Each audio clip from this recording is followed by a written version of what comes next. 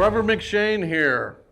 Time for another episode of Tune In with Trevor, and today we are fortunate to have the great Larry Dunn.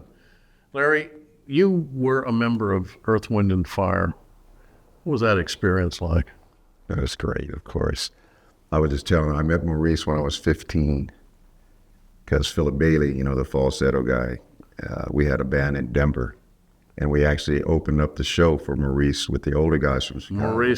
Maurice White, the leader and founder.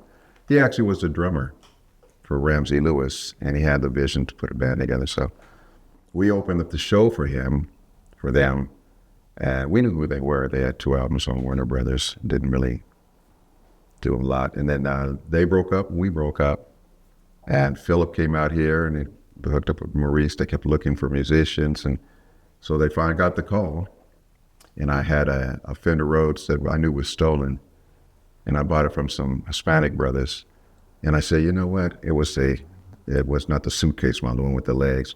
And I said, if they ever see me again, they're gonna go, "Hey, Bato, we're proud of you." 60 years of what do they call it? Interest on that. I think I got it for. They wanted 100. I think I gave them $40. So anyway, Verdine fixed me up at the airport. We go up to Maurice's house. It was just me, him, and Verdine, and I played their stuff, and I played a little bit of Herbie Hancock, Maiden Voyage, to show them I could play some jazz and whatever. And the rest was history. And how old were you when you joined? 17. I just turned 18, actually, yeah. When did you first realize that this is something special, this group? You know what? We rehearsed at this place. I don't remember if it was Warner Brothers, and they had a gigantic set of teeth. It was a Pepsodent commercial or something. They must have been like 8 feet high. It was gigantic. And I remember jumping on top of it, clowning like I still do. And I knew, I said, this is gonna be something. I mean, you never can imagine how far, because, I was playing nightclubs in Denver when I was 11 years old. And by the time I was 15, my mom let me play 7 nights a week at this little black nightclub. We painted on little mustaches.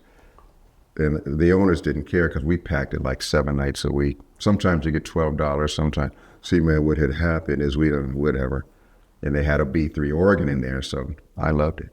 You came out to California at the request and behest of Maurice. Of Maurice, and immediately joined the group. And then how long did it take for the group to, in quotes, blow up? Well, the first year, he was getting gigs offered, like, I don't know if you remember Osco's Disco and stuff like that, and he wouldn't take it. And it was a great idea because he said, if you, I'll just let you know how long ago it was, the same people that are going to pay $5 or $2 to get into Osco's or the nightclub is not going to pay $15 to see you at the Forum. And so we would Philip and I had a little apartment, and he had a little Raggedy Wurlitzer, and he started taking percussion lessons, and we would just rehearse every day. Well, it became, you were touring, playing stadiums, weren't you, at one point? Oh, well, we did the California Jam. Right. 1974, and that was 250,000 people. I remember seeing you at the Forum in the late 70s. I think 79. Was that the one with the tubes that came out? Yeah, explain what the heck was that? It was like aliens. Yeah. That was so amazing because people said that's the first time everybody walked to their cars silent, because they had this well, first of all, they had these tubes, 9 tubes over the stage, and it was covered with looked like water heaters, and they would come down, and it was clear, but you couldn't see anything, and it would land, and a little light would flash, and you could see straight through it. Then it would go out, and it came on, and there was 9 guys, 3, 3, and 3. But you had enormous hits. You co-wrote 2 of their biggest hits, September and Shining. No, Shining, actually, September was Ollie Willis, Maurice, and Al McCabe. But I wrote Shining Star, of course. That was just the 3 of us. Mm-hmm. But I wrote a lot of other things that were more like the title track for Spirit. I wrote that. Be Ever Wonderful, On and On, Running, a whole slew of stuff. And what was it like being in the group? Collaborative? experience? Yeah, well, definitely. Maurice and I did a lot of writing together. And then later on, I would drive up to Carmel. He had a spread out there, him, Freddie, and Verdine. What's funny is they had a big, beautiful swimming pool, and none of them could swim. So, yeah, and then we would do some stuff where we'd write together. But, and then like Be Ever Wonderful, I wrote that by myself. Played it, I started at 7 in the morning. I played it for Maurice at noon on the phone. He said, yeah, then he wrote the lyrics. And so it was great. Is there any particular performance or series of performances that really stand out even today after all this time? Oh, yeah, the California Jam. That was amazing because it was on Ontario. And they had to fly us in at helicopters because it was 250,000 people. And people said, we must have been scared. No, it's like, let's go. There's so many people that it's like you don't pay attention to that too much. But it was brilliant, the setup, because they had all the rock groups and they had us and they had all the stages on a train track. So when one group would finish, they'd push the next one over. It was amazing. Well, how did you learn how to play? We had a raggedy upright piano in the living room. And my dad taught me Blueberry Hill when I was about 5, 6 years old. Then later on, I took 3 years of classical music for the lady across the street. I played baritone horn. I wanted a saxophone. But the day, well, my dad, he bought me a acoustic guitar, and then we got electric from a pawn shop. And back then, the kids, a little empathy for our parents. I knew they were not rich. I'm like, damn, they already got me a guitar, so I'm not going to ask them for anything else. But then I joined the school band in elementary school, 5th grade. And they had loaner instruments then. And I really wanted a saxophone, but wouldn't you know it, the day that they were giving out the first instruments, I was out with a sore throat. Was always getting a sore throat. So that when I went back the next day, the only thing they had was a baritone horn, not the saxes. It's like a miniature tuba, euphonium they call it. I'm like, I'll take it. And the case was like this, and I would drag it home every day. And I look back on that, I said, what a miracle, because if I'd have got the saxophone, I may have leaned into that. So I played that, I played guitar, I played trombone. I tried violin, that was a disaster, but I was always keyboards. When did you realize you were going to make it as a career? I was working for the phone company, and I'll keep it short. I saw some real BS with racism. And they knew they were wrong. And I was on the basketball team, and I broke my little finger, and they put me on suspension. I'm like, and then I caught the guy lying. And I said, that's it. I'm going to stick with my talent. Him, the supervisor, and the foreman came to my apartment 2 days in a row, and I just peeked out the window. I'm like, forget it. Have you enjoyed being a musician? I mean, what are the pros and cons? The pros is you love it. The cons is, the money thing. I mean, but I did pretty good. And thank God that I wrote so much. This thing with the Spotify and then all these other ones. Snoop Dogg, I saw a video where he was saying that he had some song that had, I believe, like 68 million views or streams, and he got a check for 45 grand. Sounds about right. But we were very fortunate, and still out of all the black bands or whatever, it's still. Well, EWF broke both pop and R&B, didn't it? Yeah, but I remember the first year we got a Grammy for Shining Star. We had to sit up in the back, and they didn't let us come up and give a speech. And now the boss. And after that, I said, you know what? Just send it to my house. And that's the last. And I think we have like 7 Grammys and 1 for the Lifetime Grammy that we got, I think, 2010 or something like that, 11, I don't remember. And what are you doing now, musically?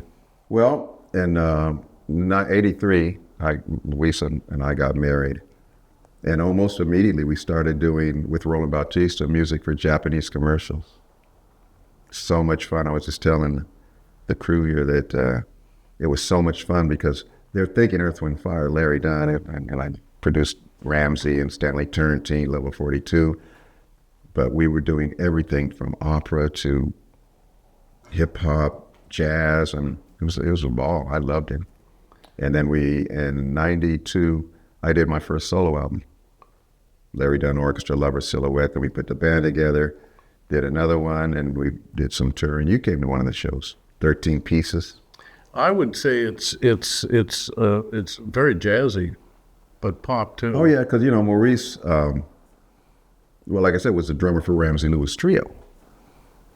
And I grew up listening also to Jimmy Smith and Kenny Burrell. But also, like I said, I took 3 years of classical piano. And my mom told me I used to throw up before I played. I don't remember that, which is good. And so, I tell people. Well, your mom encouraged you to play. Well, yeah, both. Like I said, she let me do all that. My dad was the one that taught me, the basics on guitar, the basics on piano. And then they bought me an organ in 6th grade. You and I have collaborated. Tell us about it. Yeah, well, you and me and my wife, Louisa, and she'll speak on some of that. We just had so much fun. I remember telling you, I said, I bet you can't wait until you could just do just music. And he looked at me and said, oh, no, I love what I do. I sue people in the daytime, and then I do my music. I said, okay, then. And you were never wrong. Right. Anyway, we've got a song that still we're finishing called "The Big Beat," right? It's a whole nother vernacular for you. Right. So, do you write music every day? Tell us about your daily existence. No, not really. It's like write on demand sometimes. But now we're working on Louisa's first solo project. And so now we're getting, because the pandemic happened. And so we shut everything down and decided to remodel the studio with Chris Brunt. You've got your own studio, don't you? Yeah, well, you were there, but now you won't even recognize it when you come up. Yeah. And then you live in an area where the fires came close. Yes. But you're okay. We're fine. Right. We did a lot of praying. No. You mentioned you produced some artists. Who have you produced, and what? Tell us about that. Ramsey Lewis, Stanley Turrentine, Lenny White. These are legends. Sylvia St. James, Dee Dee Bridgewater, Level 42, Ronnie Laws, a lot. Boy. So don't you get chills being in the studio with some of these people? Oh, it was, yeah, but I mean, we did an interview with Geraldo. And I think I was 21 at that time. And he goes, well, don't you, how is it with Maurice being your boss? And I said, well, I don't look at him as my boss. I look at him like he's got talent, I got talent, we work together. Who was this snotty-nosed kid? But, so what's in the future for you now? Well, like I said, we're working on Lula's project. And then we got other projects that were backed up because of the pandemic. And so we decided to do the remodel. So now we're getting back to work. And we're working with you. What do you do for fun? Well, we like to swim, but unfortunately you can only do that certain months out. Then we, walk and stuff. I cook all the time. That's right. I've had some routes. Yes, I'm a cooking mother figure. Right. And tell us about Louisa. What is she doing? What kind of music is she doing? Well, like I said, when we were doing the commercials, it was awesome because, she went from opera to this, to that, with a funk tune with the Phoenix Horns and working with B. Lloyd Taylor, amazing guy. He passed away, but he wrote Getaway, a lot of stuff for Earth, Wind & Fire and James Ingram. And she's her voice is like a chameleon. She can do low things and high things. You've been married how many years? 40 years. And where did you guys meet? Where do we meet? At the Complex. It was Earth, Wind & Fire's studio that Maurice had built. And they were looking for a seamstress or something. You got to let her tell you that story. But there's one phrase, there's some cheap. I said, wasn't me. But yeah, you'll get a kick out of that. Speaking of Louisa Dunn, I think it's time to introduce her right now. Trevor McShane here, and with the beautiful, lovely, talented Louisa Dunn. Louisa, you've been with Larry for how long? Larry Dunn?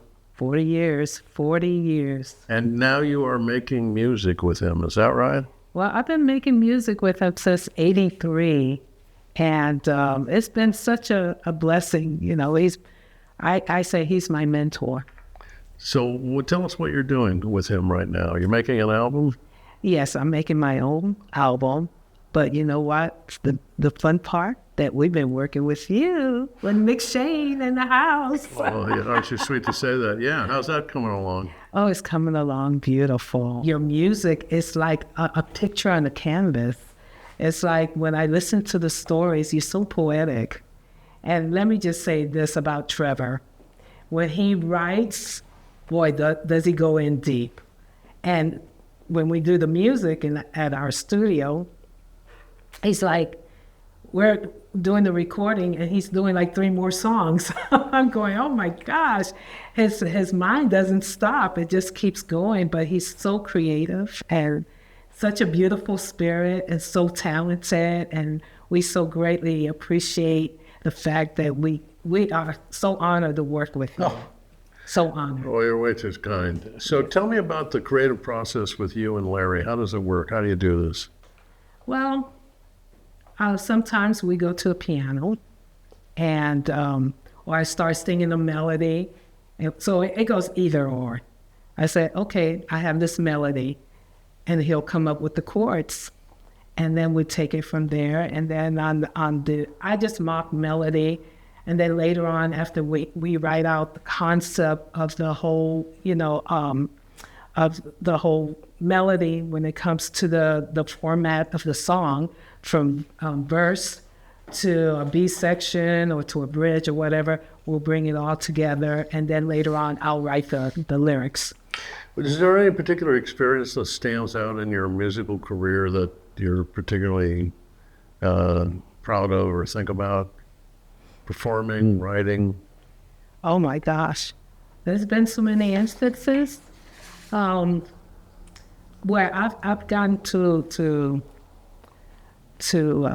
perform with such great artists, with James Ingram, with Ramsey Lewis, just different people that I have collaborated with Larry over the years, and it's been such a blessing to me. Well, is it possible to put a characteristic or style on the type of music you do, or is it just something else? Well, I do it all different genres of music. Like when we used to do the Japanese commercials, and they say, well, Louisa, can you do this? We used to compete with other competitors for composition. And they said, well, can you do this? They'll give us a demo. And I said, okay. And it will be opera, or it will be like hip hop, or it will be pop. So you're music. Doing all genres? Yes. Who are your musical heroes? My musical heroes, there's been so many. I love listening to Sarah Vaughan. Have you ever heard of Ima Sumac? Yes. Yes, I grew up listening to her music, and I've learned so much of her techniques and her way of singing and how to do different textures and that kind of thing and singing. I've listened to, I love Tony Bennett, you know. Oh, so you like the Great American Songbook. Oh, yes, I love Tony Bennett. It's just Frank Sinatra, just different formats of music and greats of the greats, because for me, the music today doesn't compare to what we had then. It was more melodic for me, you know, a great melody where they don't oversing it, but something simplistic and where the people can relate to, even through lyrics, through composition. And explain how Larry works as a producer with you. Is he bossy? Is he kind? Is he comforting? Is he encouraging? He's all of them. But what I love, because even through that, it could be, he's so sweet and he's so tender, but at the same time too, it's like he'll push till I get it. You know, he'll push and I'll go, please, please.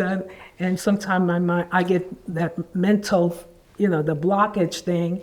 But then he'll come to me and he'll just give me the directions where I need to go with the melody or with the characteristic of the attitude of the song. And it just comes out. He knows how. I say, you know what? You should be a singer. He's a keyboard player, but he could sing. He's got some stuff on the internet where he's singing. But he's just got a thing that just comes with such a flow. So Sounds like you have a lot of fun with each other. Oh, we do. We have a ball. And he's such a nice man, isn't he? He's my best buddy. He's such a wonderful man. Well, thank you for joining the Trevolution and tuning in with Trevor. And what an honor to have Larry and Louisa Dunn here. And I encourage you to subscribe, comment, and watch upcoming shows. Thanks.